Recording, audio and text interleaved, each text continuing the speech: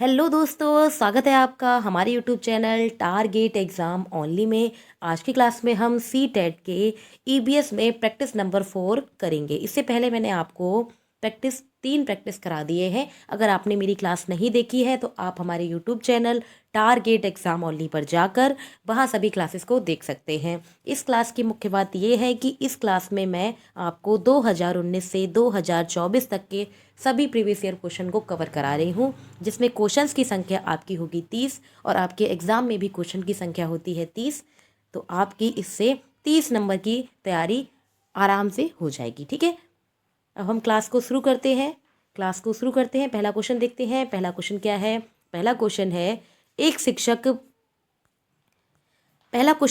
शिक्षक प्रत्येक बच्चे को अपने घरों की रद्दी सामग्री से कुछ उपयोगी वस्तु बनाने को कहता है। शिक्षक का शैक्षिक अभिप्राय नहीं है।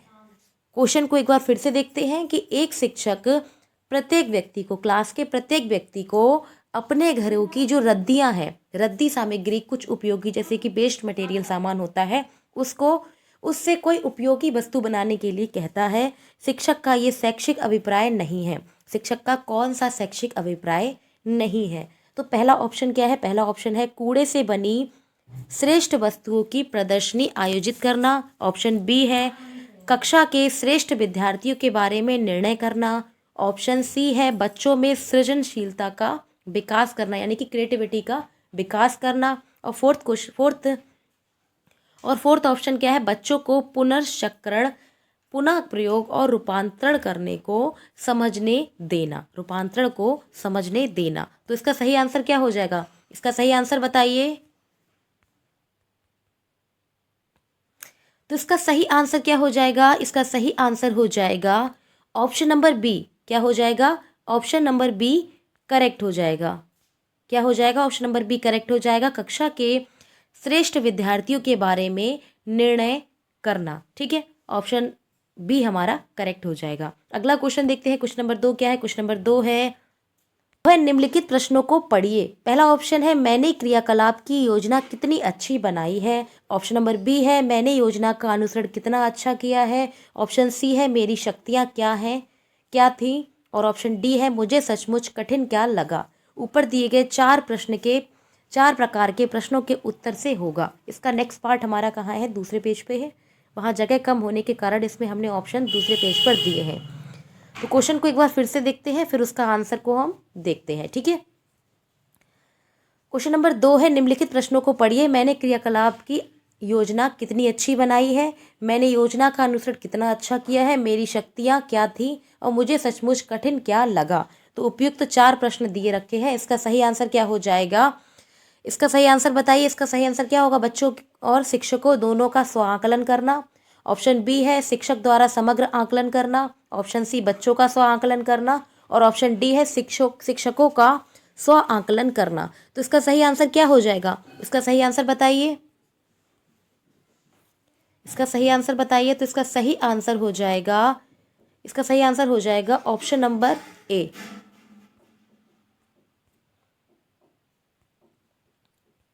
इसका सही आंसर बताइए। तो इसका सही आंसर हो जाएगा ऑप्शन नंबर ए, बच्चों और शिक्षकों दोनों का स्व आकलन करना। नेक्स्ट क्वेश्चन देखते हैं। क्वेश्चन नंबर 3 क्या है? क्वेश्चन नंबर 3 है पर्यावरण अध्ययन की पाठ्य पुस्तक में प्रयुक्त भाषा है।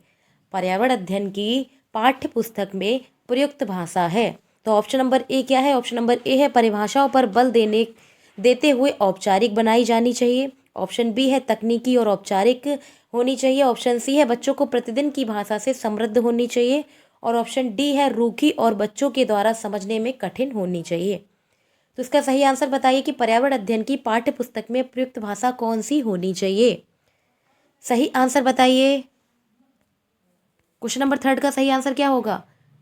क्वेश्चन नंबर 3 का सही आंसर होगा बच्चों को दिन प्रतिदिन की भाषा से समृद्ध होनी चाहिए। मतलब पर्यावरण की भाषा कैसी होनी चाहिए? जो बच्चा डेली में प्रयोग करता है, डेली में अपनी वार्तालाप में प्रयोग करता है, वही भाषा उसमें समृद्ध होनी चाहिए। ठीक है, तो ऑप्शन नंबर सी करेक्ट हो जाएगा। अगला क्वेश्चन देखते हैं। क्वेश्चन नंबर 4 क्या है? क्वेश्चन नंबर 4 है एक शिक्षक अपने विद्यार्थियों को विभिन्न पशुओं के चित्र दिखाता है और उन पशुओं पर रंग भरने को कहता है जो हमारे घरों में नहीं रहते हैं। इस क्रियाकलाप का उद्देश्य है। ऑप्शन ए क्या है? ऑप्शन ए है सृजनात्मकता का विकास करना बच्चों में अवलोकन का विकास करना, बच्चों में वर्गीकरण कौशल का विकास करना। ऑप्शन डी है डाटा संग्रह का विकास करना। तो इसका सही आंसर क्या हो जाएगा? कूट के थ्रू बताइए कौन कौन से ऑप्शन इसमें सही होंगे। सही आंसर बताइए। क्वेश्चन को एक बार फिर से देखते हैं कि एक शिक्षक अपने विद्यार्थियों को विभिन्न पशुओं के चित्र देता है और उन पशुओं में रंग भरने को कहता है जो हमारे घरों में नहीं होते हैं। तो इसका सही उद्देश्य क्या है? इससे बच्चा क्या सीख रहा है? इसका सही आंसर बताइए। तो इसका सही आंसर हो जाएगा इसमें सृजनात्मकता का विकास होता है, अवलोकन का विकास होता है और वर्गीकरण कौशल का विकास होता है। यानी पशुओं में डिफरेंस कर सकता है कि कौन सा गधा है, कौन सा घोड़ा है, कौन सा भालू है। उस प्रकार से उसमें क्या होगा? कौशल का विकास होगा, वर्गीकरण के कौशल का विकास होगा, सृजनात्मकता का विकास होगा और अवलोकन का विकास होगा। तो इसका सही आंसर क्या हो जाएगा? इसका सही आंसर बताइए। इसका सही आंसर क्या हो जाएगा? Option number C. Option number C, A, V और सी। क्या हो जाएगा? ए, वी और सी। ठीक है, अगला क्वेश्चन देखते हैं। क्वेश्चन नंबर 4 क्या है? क्वेश्चन नंबर 4 है, क्वेश्चन नंबर 5 क्या है? क्वेश्चन नंबर 5 है, पर्यावरण अध्ययन के पाठ्यक्रम जिसे 6 उपविषयों के चतुर्दिक निर्मित किया गया है, जिनको 6 उपविषय में क्या किया गया? वर्गीकृत किया गया है, में पौधे और पशु को जानबूझकर परिवार और मित्र उपविषय के अंतर्गत सम्मिलित किया गया है। इसमें क्या किया गया है? पौधों को और पशु को परिवार और मित्र में क्या किया गया है? उपविषय के रूप में सम्मिलित किया गया है। निम्नलिखित में से एक कारण को छोड़कर से सभी कारण हो सकते हैं। तो एक कारण बताइए जो कारण नहीं हो सकता है। तो इसका सही आंसर क्या हो जाएगा? ये क्वेश्चन लंबा होने के कारण, यहाँ पर थोड़ा सा स्पेस कम होने के कारण, ये क्वेश्चन लंबा होने के कारण थोड़ा सा आपको सही से दिखाई नहीं देगा, लेकिन क्वेश्चन तो हमें देना ही था ना। ठीक है, तो इसके ऑप्शन देखते हैं। पहला ऑप्शन क्या है? पहला ऑप्शन है विद्यार्थियों को विज्ञान के दृष्टिकोण से पौधों और पशुओं को समझने में सक्षम बनाना। ऑप्शन बी है सामाजिक सांस्कृतिक संदर्भ में पौधों और पशुओं के स्थान निर्धारित करने में विद्यार्थियों को सहायता देना। ऑप्शन सी है इस बात को उभारना कि किस प्रकार मनुष्य एक दूसरे से घनिष्ठ संबंधों को साझा करते हैं। ऑप्शन डी है इस बात को उभारना कि किस प्रकार कुछ समुदायों के जीवन और आजीविका विशेष पशुओं या पौधों से घनिष्ठ रूप से जुड़े होते हैं। तो इसका सही आंसर क्या होगा? इसका सही आंसर बताइए। क्वेश्चन नंबर 5 का सही आंसर क्या होगा? क्वेश्चन को एक बार फिर से देखते हैं, उसके बाद इसका आंसर देखते हैं। पर्यावरण अध्ययन के पाठ्यक्रम यानी कि जिसे 6 उपक्रम में बांटा गया, यानी कि 6 उप विषयों में बांटा गया है, जिसमें पौधे और पशुओं को किसमें ऐड कर दिया गया? किसमें? पौधे और पशुओं को जानबूझकर परिवार और मित्र में उपविषय के रूप में सम्मिलित कर दिया गया है। इसके लिए निम्नलिखित में से कौन सा एक कारण छोड़कर शेष सभी कारण हो सकते हैं? इनमें से 3 कारण हो सकते हैं, एक कारण कौन सा है जो नहीं हो सकता है? तो इसका सही आंसर क्या हो जाएगा? इसका सही आंसर बताइए। तो इसका सही आंसर हो जाएगा ऑप्शन नंबर ए।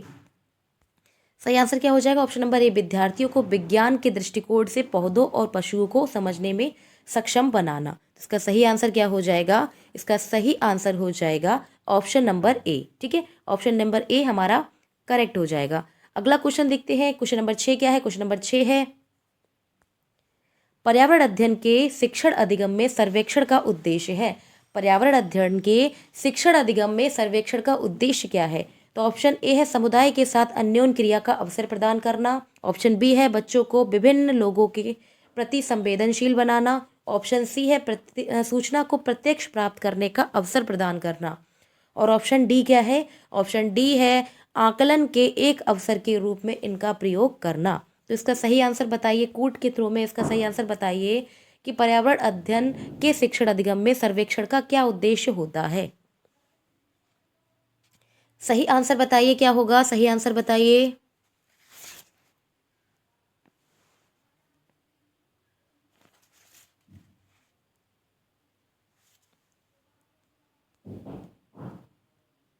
सही आंसर क्या होगा? ऑप्शन ए है समुदाय के साथ अन्योन्य क्रिया के लिए का अवसर प्रदान करना। ऑप्शन ए सही है। ऑप्शन बी क्या है? बच्चों को विभिन्न लोगों के प्रति संवेदनशील बनाना, ये भी सही है। ऑप्शन सी है सूचना को प्रत्यक्ष प्राप्त करने का अवसर प्रदान करना, बिल्कुल सही बात है। आकलन के एक अवसर के रूप में इनका प्रयोग करना। तो इसका सही आंसर क्या हो जाएगा? इसका सही आंसर हो जाएगा चारों विकल्प सही। क्या होगा? इसका सही आंसर क्या हो जाएगा? इसका सही आंसर हो जाएगा चारों विकल्प सही, यानी कि ए, बी, सी, डी तीनों ऑप्शन क्या हो जाएंगे?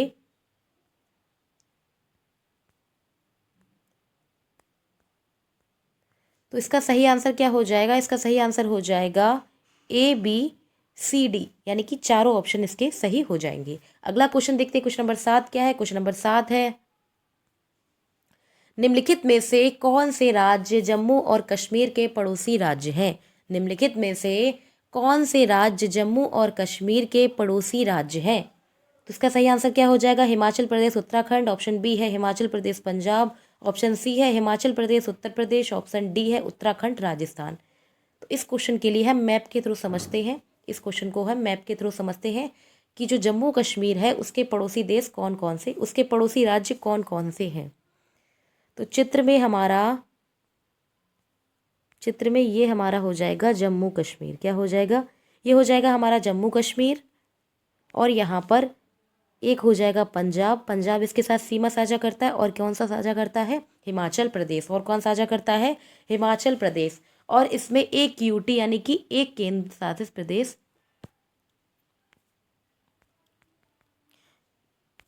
और जम्मू कश्मीर के साथ एक यूटी यानी कि एक केंद्र शासित प्रदेश जो है वो क्या करता है? सीमा साझा करता है। तो जम्मू कश्मीर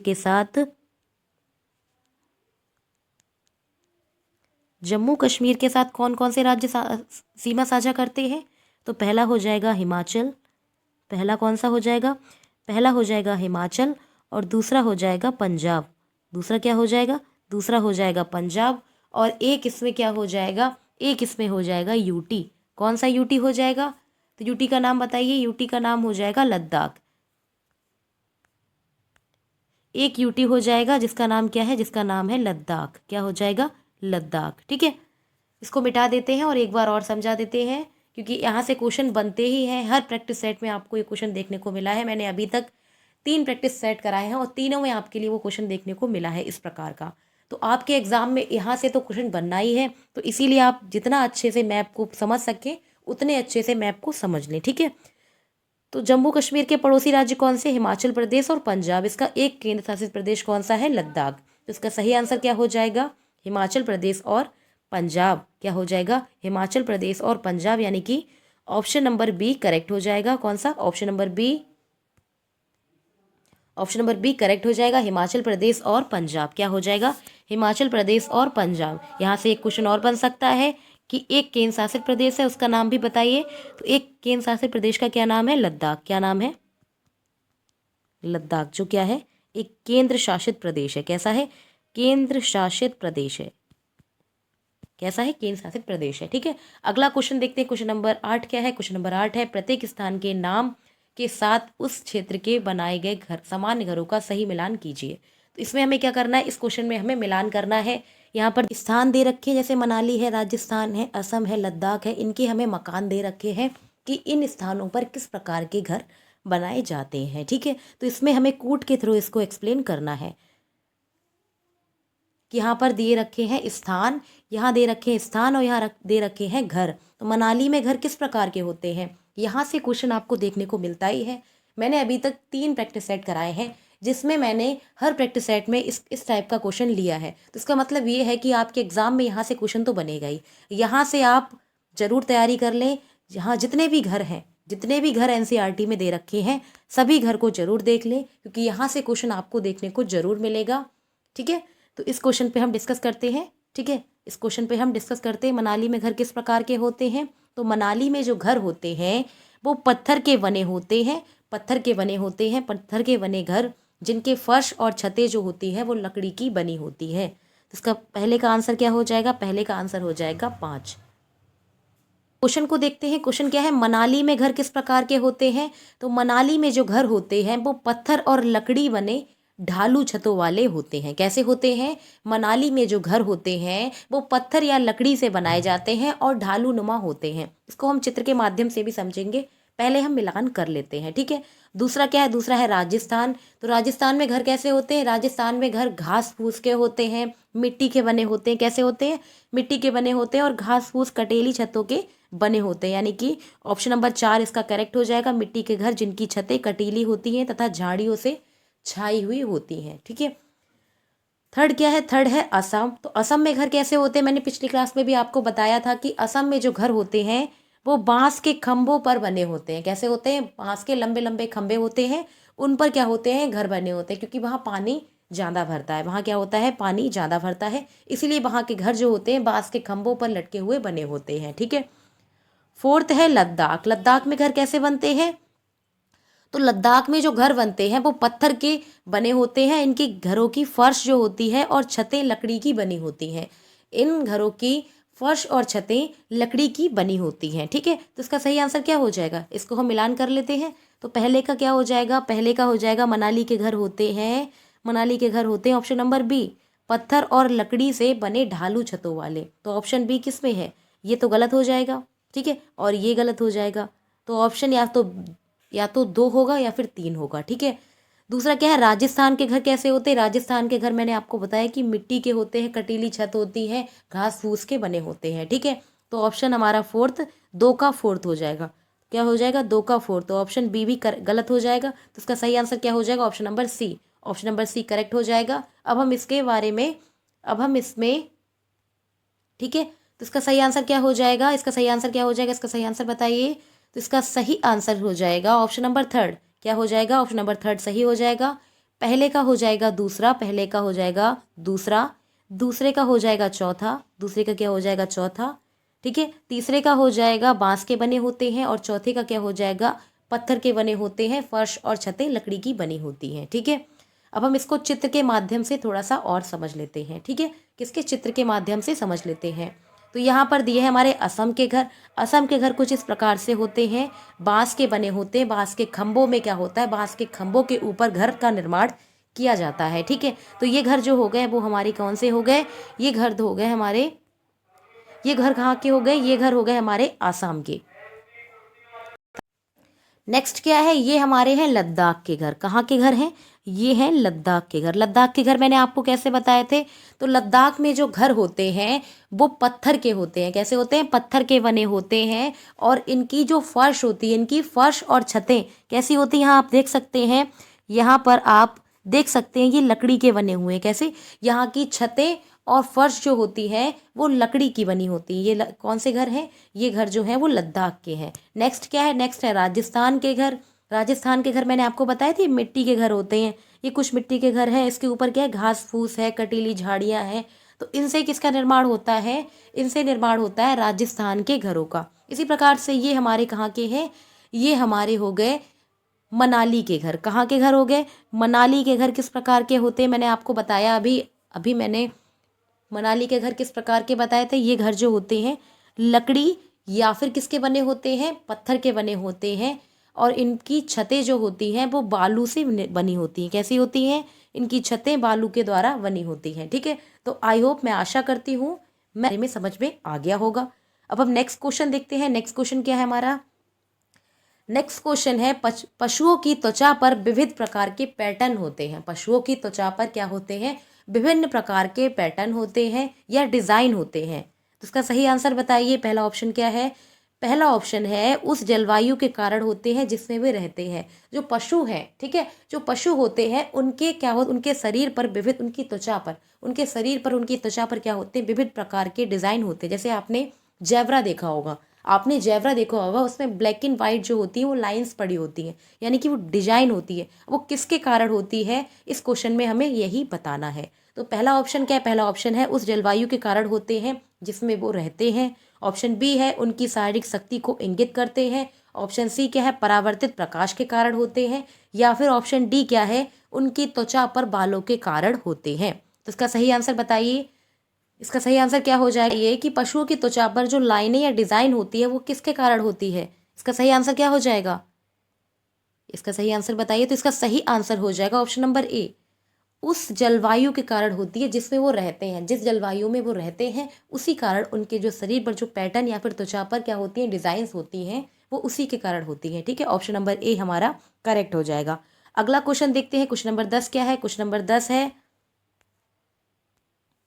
जो व्यक्ति जंगल में कम से कम 25 वर्षों से रह रहे हैं, जो व्यक्ति जंगल में कम से कम 25 वर्षों से रह रहे हैं, उनका उनका उस जंगल भूमि पर और उसमें पैदा होने वाली वस्तुओं पर अधिकार होता है। ये जनादेश द्वारा दिया जाता है।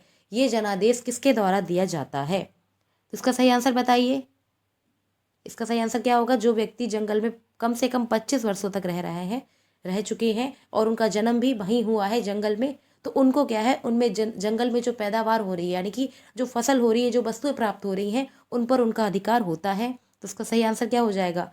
पहला ऑप्शन क्या है? पहला ऑप्शन है संविधान अनुच्छेद पहला ऑप्शन क्या है? पहला ऑप्शन है संविधान अनुसूचित जाति आदेश जनादेश आदेश संशोधन विधेयक 2012। ऑप्शन बी क्या है? जंगल अधिनियम 2000। दूसरा ऑप्शन है भारतीय जंगल अधिनियम 1927। ऑप्शन सी क्या है? जंगल अधिकार अधिनियम 2007। ऑप्शन डी क्या है? ऑप्शन डी है भूमि अधिग्रहण अधिनियम 1894। तो इसका सही आंसर क्या हो जाएगा? इसका सही आंसर बताइए। क्वेश्चन नंबर 10 का सही आंसर क्या हो जाएगा? तो क्वेश्चन नंबर 10 का सही आंसर हो जाएगा जंगल अधिकार अधिनियम 2007। ऑप्शन नंबर सी करेक्ट हो जाएगा। अगला क्वेश्चन देखते हैं। क्वेश्चन नंबर 11 क्या है? क्वेश्चन नंबर 11 है निम्नलिखित में से मच्छरों द्वारा फैलने वाले रोगों का समुच्चय कौन सा है? निम्नलिखित में से मच्छरों द्वारा फैलने वाला समूह कौन सा है? इसका सही आंसर क्या हो जाएगा? मच्छरों के द्वारा कौन सा रोग फैलता है? मच्छरों के द्वारा कौन कौन सी बीमारियां उत्पन्न होती हैं? कौन कौन से रोग हो सकते हैं? तो पहला ऑप्शन क्या है? पहला ऑप्शन है म्यादी बुखार, हैजा, चिकनगुनिया। ऑप्शन बी है malaria, HIV, AIDS, dengue. Option C है HIV, एड्स, हैजा, डेंगू। और ऑप्शन डी क्या है? Dengue, malaria, chikungunya. तो इसका सही आंसर क्या हो जाएगा? इसका सही आंसर हो जाएगा ऑप्शन नंबर डी। क्या हो जाएगा?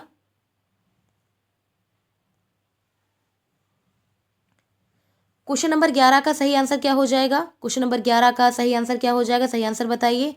तो क्वेश्चन नंबर 11 का सही आंसर हो जाएगा डेंगू, मलेरिया, चिकनगुनिया। क्या हो जाएगा?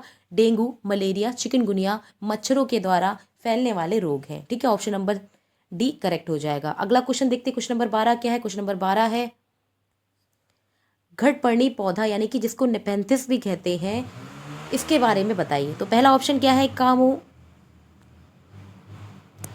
पहला ऑप्शन क्या है? पहला ऑप्शन है कामू छोटी छोटी कटियों से बना होता है, कंटियों से ढका होता है। ऑप्शन बी है भारत में नहीं पाया जाता है। ऑप्शन डी क्या है? मेढकों, कीटों और कीड़ों मकोड़ों और चूहों को चालाकी से फंसाकर खा सकता है। और ऑप्शन डी क्या है? कीड़ों मकोड़ों को आकर्षित करने के लिए उच्च त्वरत की ध्वनियां निकालता है। तो इसका सही आंसर क्या हो जाएगा? नेफेंथिस जिसको हम घटपर्णी भी कहते हैं, इसमें से कौन सा ऑप्शन सही है?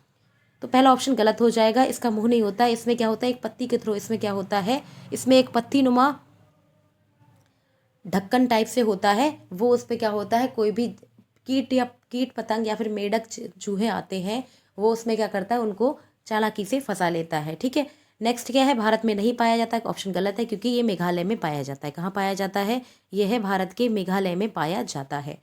ऑप्शन सी क्या है? मेढक कीड़ों मकोड़ों चूहों को चालाकी से खा सकता है। बिल्कुल सही, थर्ड ऑप्शन सही हो जाएगा। और फोर्थ ऑप्शन क्या है? कीड़ों मकोड़ों को आकर्षित करने के लिए उच्च त्वरत ध्वनियां नहीं निकालता है। ठीक है, इसमें क्या होती है? स्मेल सी आती है, और ये नाइट्रोजन की कमी के कारण क्या करता है?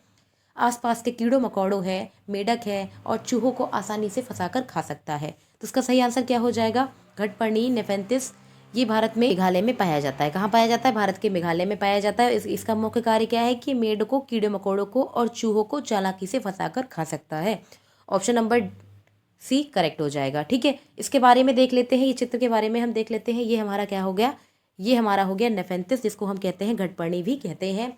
इसकी मुख्य बात यह है कि इसमें क्या होता है? एक पत्ती नुमा होती है, जो शिकार करने पर जो कीड़े मकोड़े आते हैं इसके अंदर चले जाते हैं, और ये ऊपर से क्या करता है? उसको ढक लेता है। क्या करता है? ऊपर से ढक लेता है। और इसका आकार कैसा होता है?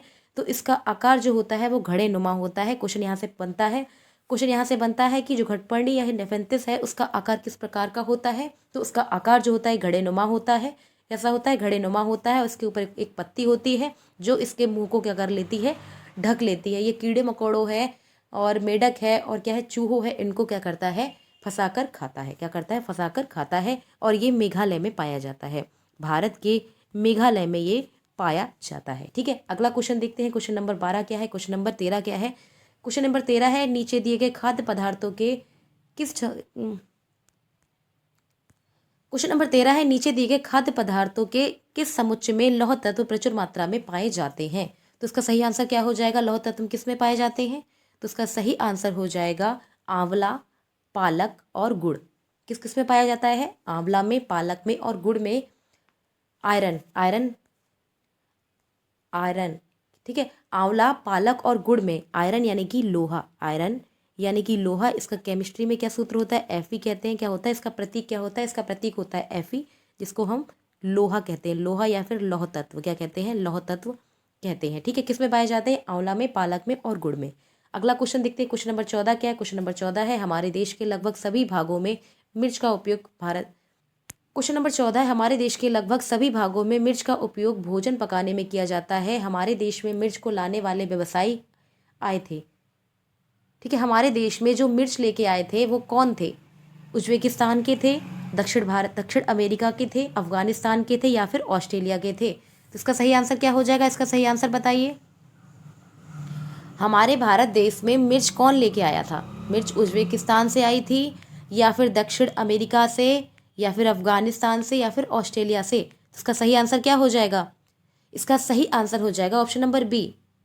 मिर्च हमारे देश भारत में मिर्च दक्षिण अमेरिका से आया था। ठीक है, अगला क्वेश्चन देखते हैं। क्वेश्चन नंबर 15 क्या है? क्वेश्चन नंबर 15 है, निम्नलिखित में से कौन सा पक्षी कैक्टस पौधों के कांटों के बीच में अपना घोंसला बनाता है? निम्नलिखित में से कौन सा पक्षी है जो कैक्टस पौधों के कांटों के बीच में अपना घोंसला बनाता है? तो इसका सही आंसर क्या हो जाएगा? ऑप्शन नंबर ए है शकरखोरा, ऑप्शन बी है कलचड़ी, ऑप्शन सी है बया और ऑप्शन डी क्या है? फाख्ता। तो इसका सही आंसर क्या हो जाएगा? इसका सही आंसर बताइए।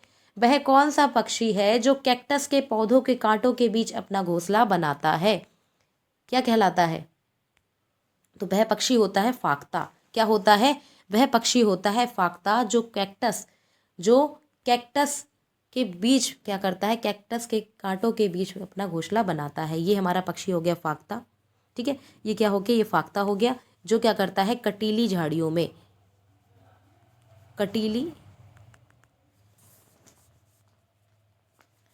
जो क्या करता है? कैक्टस के बीच में क्या करता है? यह कैक्टस के बीच में अपना घोंसला बनाता है। कहाँ बनाता है? कैक्टस के बीच में अपना घोंसला बनाता है। ठीक है, अगला क्वेश्चन देखते हैं। क्वेश्चन नंबर 16 क्या है? क्वेश्चन नंबर 16 है, किस पशु के विषय में नीचे दिए गए विवरण को पढ़िए। किसी पशु के विषय में नीचे दिए गए विवरण को पढ़िए और उसमें पहचानिए कि वह कौन सा पशु है। तो इसके बारे में देखते हैं। यह क्या होता है? यह भालू जैसा होता है, परंतु यह भालू नहीं होता है। यह दिन के लगभग 17 घंटे वृक्षों की शाखाओं में क्या करता है? उल्टा लटक कर सोता रहता है। यह जिस वृक्ष पर रहता है उसी वृक्ष की क्या करता है? पत्तियों को खाता है और इसका जीवन काल जो होता है वो 40 वर्षों तक होता है। वह कौन सा जानवर है? इसका सही आंसर बताइए। यह भालू जैसा दिखता है लेकिन भालू नहीं है। यह दिन के लगभग 17 घंटे वृक्षों की शाखाओं पर उल्टा लटके हुए सोता रहता है। यह जिस वृक्ष पर लटकता है, जिस वृक्ष पर रहता है उसी की क्या करता है? पत्तियों को खाता रहता है। और इसकी जीवन काल कितनी होती है? इसका जीवन काल 40 वर्षों तक होता है। तो इसका सही आंसर क्या होगा? लंगूर, पांडा, चिंपैंजी या स्लॉथ? तो सही आंसर बताइए इसका क्या होगा? क्वेश्चन 16 का सही आंसर क्या होगा? तो क्वेश्चन 16 का सही आंसर हो जाएगा स्लॉथ। क्या हो जाएगा? क्वेश्चन 16 का सही आंसर क्या हो जाएगा? क्वेश्चन 16 का सही आंसर हो जाएगा स्लॉथ। क्या हो जाएगा? स्लॉथ। तो ऑप्शन नंबर डी हमारा करेक्ट हो जाएगा। ठीक है, अगला क्वेश्चन देखते हैं। क्वेश्चन नंबर 17 क्या है? क्वेश्चन नंबर 17 है, नीचे दिए गए जीवों के समूह में से किन की दृष्टि श्रेष्ठ तथा वे मनुष्यों की तुलना में 4 गुना अधिक दूरी की वस्तुओं को देख सकते हैं? तो वह कौन से जानवर हैं या वह कौन से पक्षी हैं जो मनुष्यों की तुलना में 4 गुना अधिक दूरी की वस्तुओं को देख सकते हैं? तो इसका सही आंसर क्या हो जाएगा? ऑप्शन ए है बाघ, तेंदुआ, सांड, ऑप्शन बी है चील, गरुड़, गिद्ध, ऑप्शन सी है सांप, रेशम कीट और छिपकली, ऑप्शन डी क्या है? मधुमक्खी, मच्छर और तितली। तो इसका सही आंसर क्या हो जाएगा? इसका सही आंसर बताइए। वह पक्षी या फिर पशु जो मनुष्य की तुलना में 4 गुना अधिक दूरी की वस्तुओं को देख सकता है। तो इसका सही आंसर क्या हो जाएगा? इसका सही आंसर हो जाएगा ऑप्शन नंबर बी, चील, गरुड़, गिद्ध। क्या हो जाएगा? चील, गरुड़, गिद्ध जो मनुष्यों की तुलना में यानी कि हम लोगों की तुलना में, मनुष्यों की तुलना में 4 गुना अधिक दूरी की वस्तुओं को देख सकते हैं। अगला क्वेश्चन देखते हैं। क्वेश्चन नंबर 18 क्या है? क्वेश्चन नंबर 18 है, नीचे दिए गए खेती के विवरण को पढ़िए और सही ढंग से इसकी पहचान कीजिए। ठीक है, तो इसको देखते हैं क्या दिया रखा है। क्या दे रखा है कि यह फसल को काटने के पश्चात खेत को कुछ वर्षों के लिए खाली छोड़ दिया जाता है। इसमें कुछ भी नहीं उगाया जाता है। इस भूमि में बांस तथा अन्य खरपतवार जो भी कुछ उग आता है उनको उखाड़ा नहीं जाता है, बल्कि उसको काट कर जला दिया जाता है। यह राख भूमि को उर्वर बनाती है। कैसे करती है? जो इसमें क्या होते हैं, घास जमती है, उस घास को तोड़कर वहाँ उसमें जला दिया जाता है और ये घास जो है वो उर्वरक का काम करती है। जब यह भूमि खेती के लिए तैयार हो जाती है तब उसे हल्का सा खोद देते हैं और भूमि को जोता नहीं जाता है और उसके ऊपर क्या करते हैं, बीज को छिड़क देते हैं। तो इस क्वेश्चन का आंसर तो आप सभी बताएंगे, क्योंकि मैंने अभी तक 3 प्रैक्टिस सेट कराए हैं, उसमें तीनों में ये क्वेश्चन आया हुआ है। उनमें तीनों प्रैक्टिस सेट में ये क्वेश्चन आया हुआ है कि वह कौन सी खेती है जो फसल काटने के पश्चात खेत को कुछ वर्षों के लिए छोड़ दिया जाता है। इसमें कोई भी फसल नहीं की जाती, इसमें जो भी घास उगती है उसको तोड़कर क्या किया जाता है, उसमें डाल दिया जाता है और उसमें क्या किया जाता है, आग लगा दी जाती है। क्या किया जाता है, काट कर उसको जला दिया जाता है। उसकी राख जो होती है उर्वरक का कार्य करती है और यह भूमि के लिए क्या करता है, उपजाऊ बनाता है। ठीक है, तो वह कौन सी खेती हो गई? तो ये खेती हो गई झूम खेती। कौन सी खेती हो गई? यह खेती हो गई झूम खेती। अब हम ऑप्शन के थ्रू देखते हैं। ऑप्शन क्या है?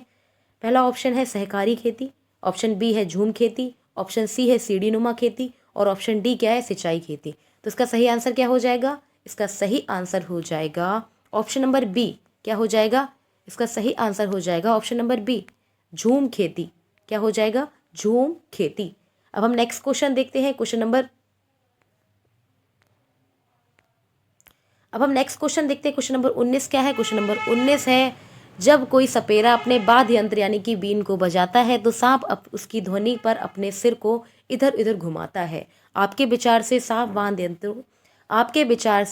वाद्य यंत्रों के प्रति अनुक्रिया कैसे करते हैं?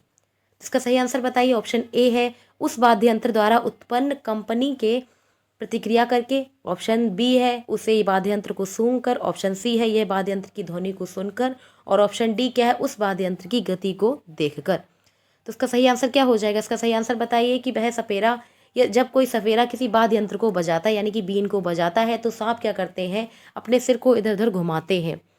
तो वह किस कारण होता है? यह किस कारण होता है? तो इसका सही आंसर क्या हो जाएगा? इसका सही आंसर हो जाएगा ऑप्शन नंबर ए। क्या हो जाएगा? इसका सही आंसर हो जाएगा ऑप्शन नंबर ए, उस वाद्य यंत्र द्वारा उत्पन्न कंपनी के प्रतिक्रिया करके। ठीक है, अब हम इसके बारे में थोड़ा सा और जान लेते हैं। कि सांप होते हैं उनके कान नहीं होते हैं। सांप के कान नहीं होते हैं। ठीक है, और इनकी त्वचा जो है और ये अपनी त्वचा से क्या करते हैं, ये अपनी त्वचा से सुनकर क्या करते हैं, कंपित होते हैं। क्या करते हैं? त्वचा से सुनकर कंपित होते हैं। क्या होते हैं? कंपित होते हैं। ठीक है, अब हम नेक्स्ट क्वेश्चन देखते हैं। क्वेश्चन नंबर 20 क्या है? क्वेश्चन नंबर 20 है, परिवार एक इकाई है जिसमें माँ, पिता और उनके 2 बच्चे होते हैं। यह कथन है। तो उसका सही आंसर क्या हो जाएगा? ऑप्शन नंबर 1 है, सही नहीं है, क्योंकि इस कथन में यह स्पष्ट करना चाहिए कि बच्चे जैविक होते हैं। ऑप्शन बी है, सही नहीं है, क्योंकि परिवार कई प्रकार के होते हैं तथा परिवार का केवल एक ही बस में वर्गीकरण नहीं किया जा सकता। ऑप्शन सी है, सत्य है, क्योंकि किसी आदर्श परिवार का ये आकार है। ऑप्शन डी क्या है? सत्य है, क्योंकि उसकी भारतीय परिवार इसी प्रकार के होते हैं, क्योंकि सभी भारतीय परिवार जो होते हैं इसी प्रकार के होते हैं। तो इसका सही आंसर बताइए ऑप्शन नंबर 20 का। क्वेश्चन नंबर 20 का सही आंसर क्या हो जाएगा? परिवार एक इकाई है जिसमें माँ, पिता और 2 बच्चे रहते हैं। इसमें कौन सा ऑप्शन सही होगा? सही आंसर बताइए, सही आंसर क्या हो जाएगा?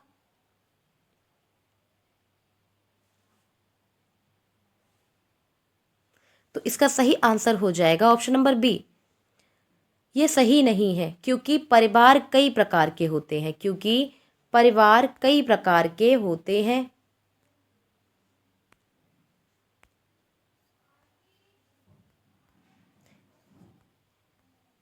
क्या हो जाएगा? ऑप्शन नंबर बी करेक्ट हो जाएगा। सही नहीं है क्योंकि परिवार कई प्रकार के होते हैं तथा परिवार का केवल एक ही बस में वर्गीकरण परिवार का केवल एक ही बस में वर्गीकरण नहीं किया जा सकता, क्योंकि परिवार जो होते हैं वो दो प्रकार के होते हैं। एकल परिवार और क्या होता है, संयुक्त परिवार। क्या होते हैं, एकल परिवार और संयुक्त परिवार। तो ऑप्शन नंबर बी हमारा करेक्ट हो जाएगा। ठीक है, अब हम क्लास को यहीं पर ख़त्म करते हैं। आज की क्लास में हमने 20 ही क्वेश्चन किए हैं। वैसे की क्लास अच्छी लगे तो आज की क्लास में हमने 20 ही क्वेश्चन किए। ये सीटेट की आपकी ईवीएस की प्रैक्टिस सेट है, ईवीएस के पीवाईक्यू हैं। ठीक है, पीवाईक्यू है। क्लास अच्छी लगे तो लाइक शेयर सब्सक्राइब करें और अपने दोस्तों में शेयर करें। चैनल पर नए तो चैनल को सब्सक्राइब जरूर कर लें और बेल आइकन को प्रेस कर लें। Thank you.